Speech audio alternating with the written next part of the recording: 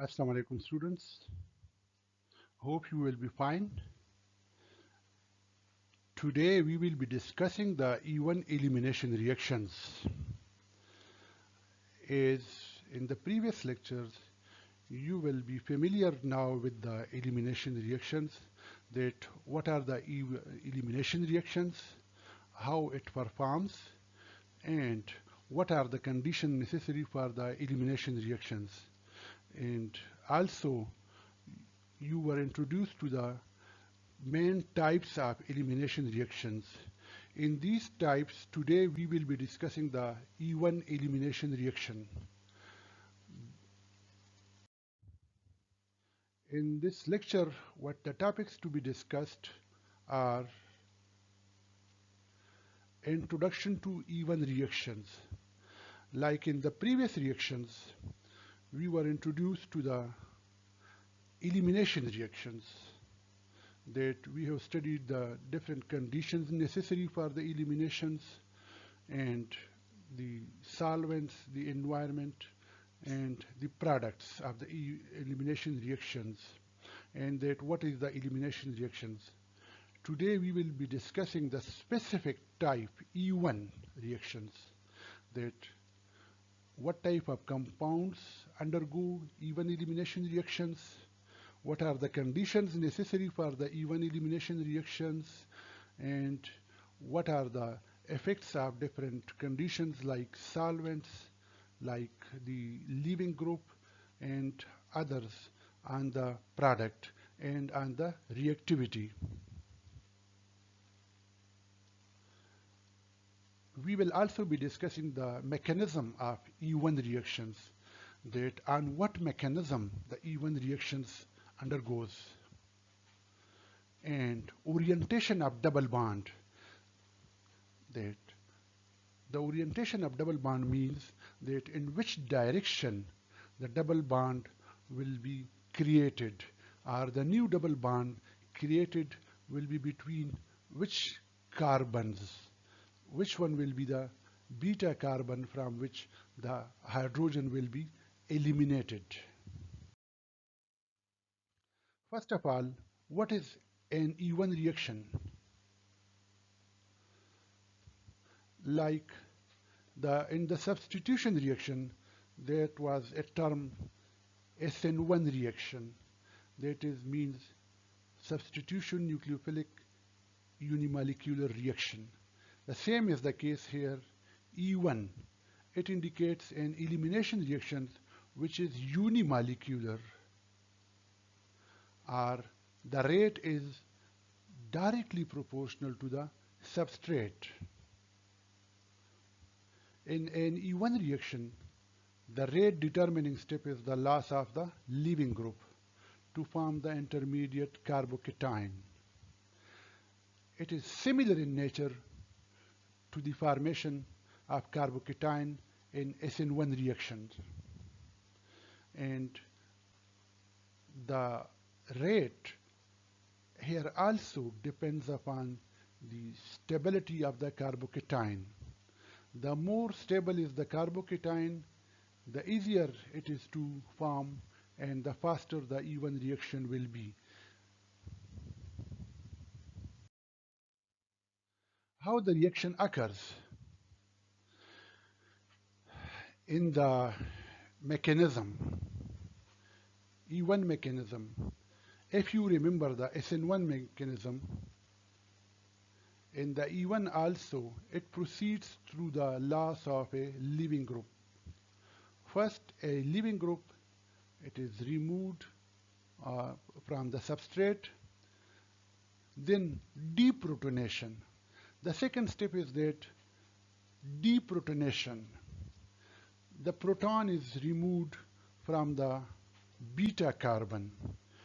Beta carbon is that carbon which is adjacent to the carbon from which the leaving group has been removed. The E1 reaction is proposed to occur in two steps.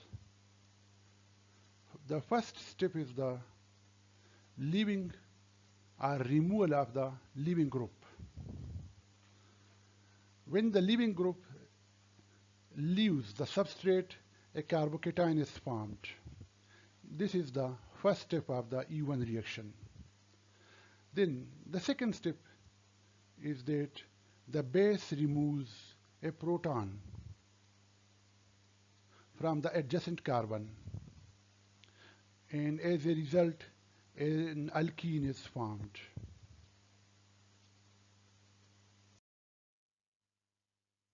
How this reaction proceeds? Look into this reaction. This is a classic elimination reaction. In this we are forming a new pi bond between two carbons. Here are these two carbons, and breaking a CH bond and a carbon leaving group. Here it is bromine. Look into this reaction. Bromine is removed, this bromine, and we get a carbocation. Then the hydrogen is removed and we get a double bond. In this reaction, the breaking occurs between the carbon and bromine and between the carbon and hydrogen. And the new bonds are formed between two carbons here, and a OH bond is formed between the water. Water is acting as a base here, and the proton removed from this carbon. Now, keep in mind this reaction. We will be discussing this reaction in our coming slides, and we will be explaining the E1 reaction based on this typical reaction of double bond formation or alkene formation.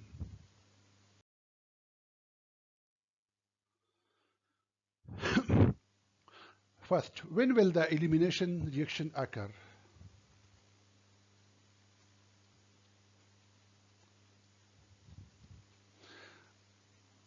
Or what are the conditions?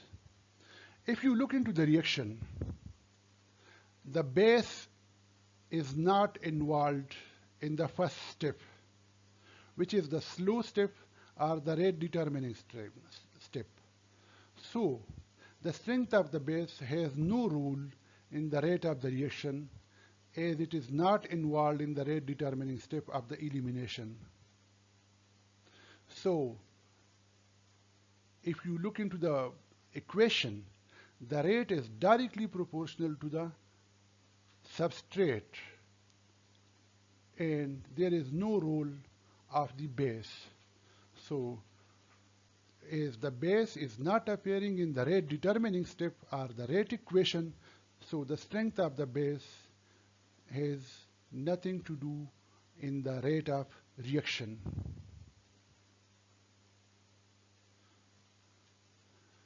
The most important one, elimination. When elimination occurs? Elimination happens when the nucleophile attacks hydrogen instead of carbon. This is quite important. This is very much important because it differentiates the elimination reaction from the substitution reaction. In the substitution reaction, there's the formation of a carbocation. Same is here the case in the elimination reaction. A carbocation is formed in the elimination reaction also. But in the substitution reaction, the nucleophile attacks a carbon and forms a new bond. While in the elimination reaction, the nucleophile attacks hydrogen and removes hydrogen. That's the quite important step of the elimination reaction, and it differentiate an elimination from the substitution reaction. Look into this reaction.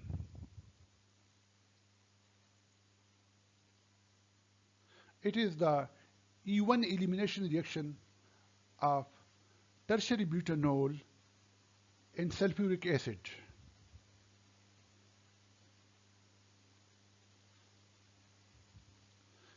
Here you look into this, the sulfuric acid, it's a conjugate base of the sulfuric acid. It is the conjugate base of sulfuric acid. So, if you look, tertiary butanol, and it is protonated. Here it is protonated, and the water is removed, and we get a carbocation here. This is the slow step. This is the slow step. The formation of carbocation is the slow step. Now, this base attacks the hydrogen and remove this hydrogen, and a bond is formed, a double bond is formed between these two carbons. The HSO4 is not involved in the rate determining step. HSO4 is not at all basic and only behaves as a base. That is, it removes a proton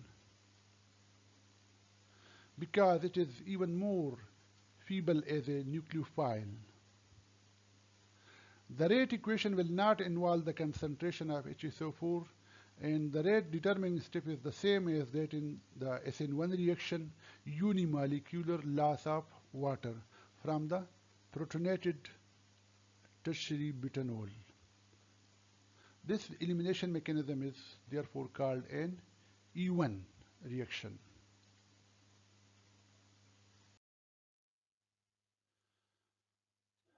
Now, if you remember the classical reaction which we have given in the slide 3, that is the removal of an HBr from the molecule and the formation of a double bond between two carbons. Now, it will give clues about the mechanism of the E1 elimination. First of all,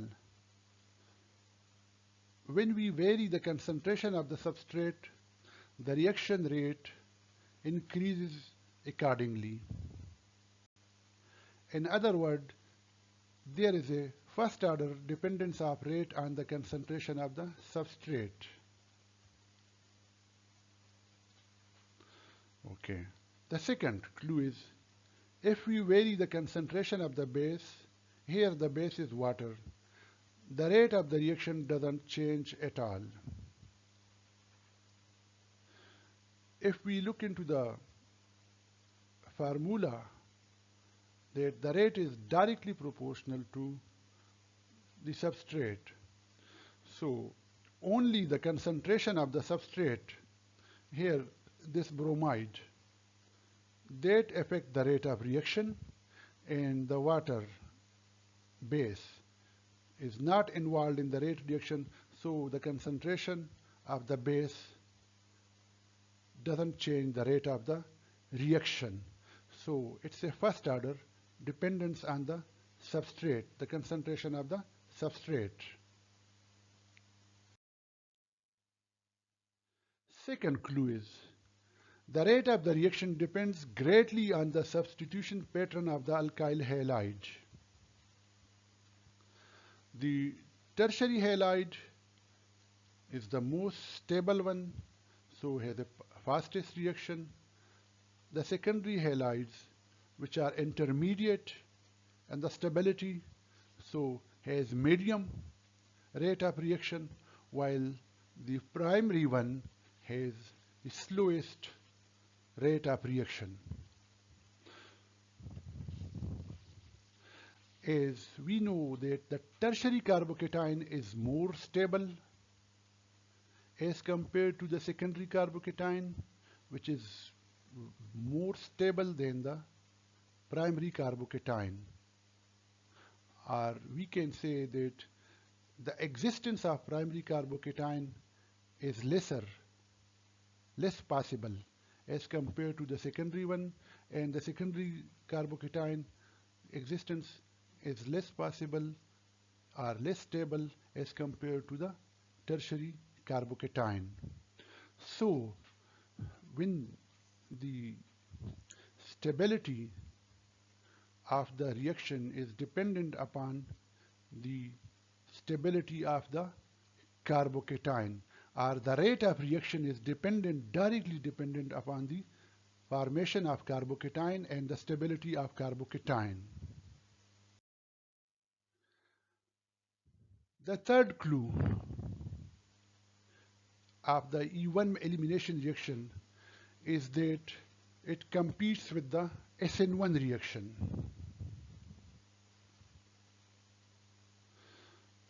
If we analyze the product of a reaction, and we can say that has it been proceeded through E1 or E2, so we can analyze the product, and from the product we can conclude that what was the mechanism. Now, how we can conclude from the product? In the product, as we know that in SN1 reaction, there is the formation of a carbocation. Similar is the case in the E1 reaction. The formation of carbocation is same in the E1 and SN1 reaction. Now, what happens in the E1 reactions? In the E1 reaction, after the formation of carbocation, the nucleophile attacks the beta hydrogen and removes the proton, and we get a carbon double bond.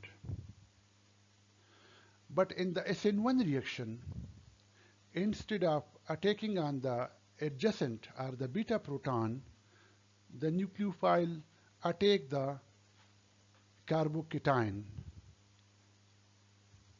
this carbon. Now we know that what differentiate an SN1 reaction from SN2 reaction, that in SN2 reaction there is complete inversion of stereochemistry, or complete inversion of the stereochemistry here. Why? Because the complete configuration, inversion of configuration, is because the substitution occurs, or the nucleophile attack only from the back side. Only from the back side. So if this bromine is here, so in the SN2 reaction, only this product is possible, because the attack will be from the back side. But in SN1 reaction, the possibility of the attack of the nucleophile is possible from both sides, from this side like here, or from back side like here. So if in a product there exist two mixtures of substitutions which are meso, or which one is alpha and the other is beta. So then it shows that after the formation of carbocation, there was an attack from both sides, from front side and back side, and so we got two substitution products. So if we have two substitution product,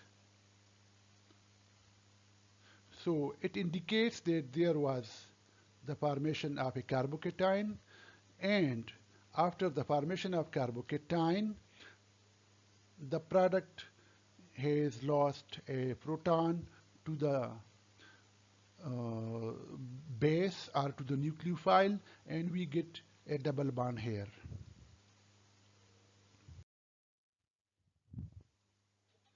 Now, if we put all these results together, then we can get that the E1 mechanism proceeds through the loss of a leaving group and then a deprotonation. Now, how best we can explain these results?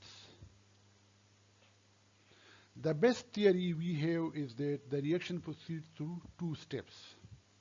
First one is the leaving group leaves to form a carbocation. Loss of leaving group, here is bromide, and we get a carbocation, a tertiary carbocation. And if you recall it, it is the same as in the SN1 reaction. This step is similar to the SN1 reaction.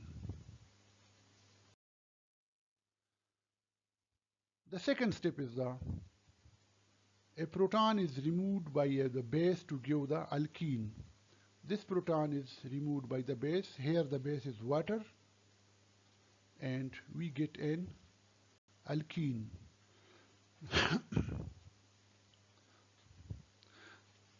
These all will explain several key facts. 1. The rate determining step, the slow step, is loss of leaving group to form the carbocation. This explains why the reaction only depends on the substrate concentration. The second is the rate is proportional to the carbocation stability. That is, tertiary is more stable than secondary, secondary is more stable than the primary. The third, the loss of leaving group is also the first step in the SN1 reaction.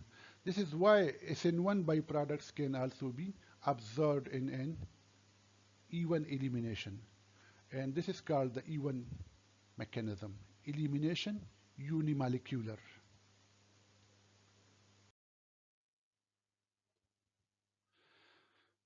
So at the end we can conclude that the reaction is proposed to occur in two steps. First, the leaving group leaves forming a carbocation. Second, base removes a proton forming the alkene. This is nicely fits in with the three clues mentioned above. Also note that the more substituting alkene is formed here following Zetsub rule. This we will discuss in the formation, that why are the most substituted alkene are formed. Similar to the SN1 mechanism, this is referred to as the E1 mechanism, elimination unimolecular. This is an elimination unimolecular reaction.